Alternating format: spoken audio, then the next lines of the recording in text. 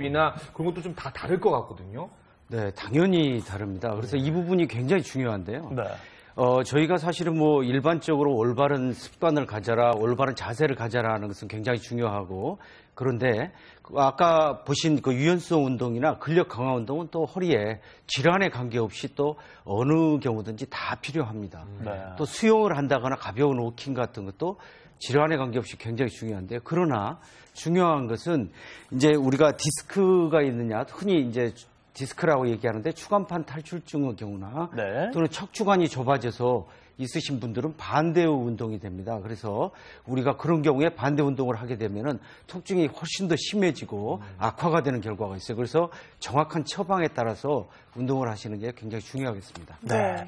자, 그럼 지금부터는 이 허리 통증을 유발하는 4대 척추 질환을 증상별로 좀 하나하나 짚어보면서 나의 허리 통증이 과연 어디에서 비롯된 것인지를 좀 알아보도록 하겠습니다. 네, 먼저 첫 번째 사례인데요. 이런 분들이 가장 많으실 것 같아요. 허리는 아픈데 검사 결과는 별 이상이 없다고 나왔다면 어떤 문제가 있을까요? 이거 누가 알아주지도 않고 정말 이게 아프신 분들 괴로울 텐데. 네, 꾀병도 아닌데. 그럼요. 만성요통이라고요. 만성요통. 네. 오래된 요통. 네, 흔히 이게 가장 많이 있는 질환이죠. 네. 그래서 대개는 이제 나쁜 자세나 생활 습관에 의해서 우리가 발생을 하게 됩니다. 그래서 우리가 이렇게 만성 요통이 오는 경우는 대개는 이제 오랫동안 한 자세로 일을 한다거나 이렇게 되는 경우가 많습니다. 그리고 중간중간에 그래서 반드시 스트레칭을 한다거나 그렇게 해줘야 돼요.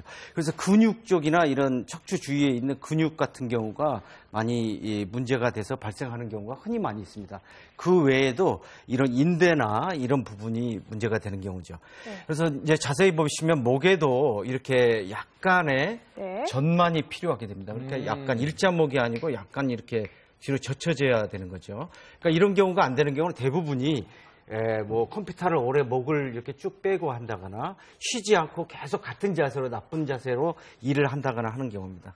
다음으로는 이 허리 부분도 보시게 되면은 이렇게 약간 구부러져 있습니다. 앞쪽으로. 이렇게 약간 구부러져 있으면은 우리가 위에서부터 오는 부하를 어느 정도 분산을 시킬 수가 있는데 만약에 이게 나쁜 자세나 이런 걸로 전만이 없어지게 되면 즉 구부러지지 않고 있다면은 디스크의 위에서 내려오는 그런 압박이 그대로 디스크로 전달이 돼서 디스크에 스트레스를 가해서 앞뒤로 이렇게 튀어나오게 되는 그런 결과가 있고요.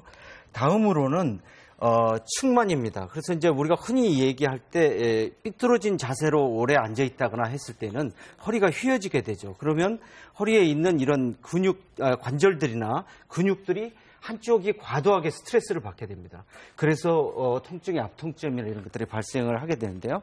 한쪽으로 가게 되면은 이쪽 관절은 좀 좋아진다고 하지만 이쪽 관절은 계속 스트레스를 받기 때문에 통증이 발생하는 겁니다. 네. 지금 말씀을 듣고 보니까 평소에 자세가 참 중요하겠다라는 생각이 드는데요. 그럼 과연 어떤 자세가 좋은 자세이고 어떤 자세가 나쁜 자세인지 오늘 방청석에 계신 분들 허리 통증이 있으신 분들 중에서 한 분을 모시고 평소의 생활 자세를 한번 좀 알아보도록 할게요. 자신 있는 분 혹시 나오시는군요. 네. 앞으로 나오시고. 정말 자신 있어서 나오시는 거야 될 텐데요. 잘 아는 게 중요하잖아요. 네. 박준 선생님 한번 좀 확인해 주시겠어요? 예. 일단 평소 자세로 앉아보시면 좋을 것 같아요. 네, 자리에. 네네, 평소에 그냥. 평소에 딱 앉는 걸로. 예쁘게 앉지 마시고 평소에 하는 식으로 하셔야 돼요. 요렇게. 다리를 꼬고 앉으시네요. 근데 대부분의 저도 모르게 무의식적으로 다리를 꼬는 경우가 너무 많습니다. 많죠. 근데 이제 선생님도 계시지만 제일 나쁜 자세라고 얘기를 하세요. 그래요? 네. 근데 이렇게 얘기하시더라고요.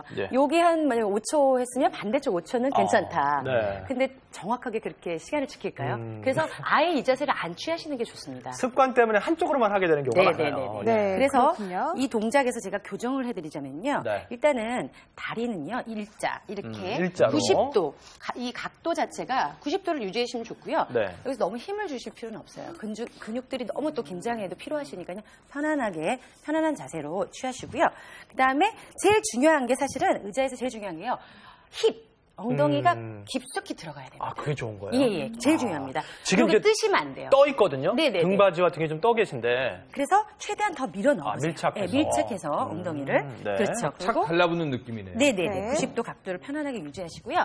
그리고 어떤 분들은 또 이렇게 긴장을 하세요. 이렇게 허리가 이렇게. 너무 꼿꼿이 세우고. 그건 또 허리 통증 유발시켜요. 오히려 그냥 어깨 힘 빼시고요. 이렇게 그냥 편안하게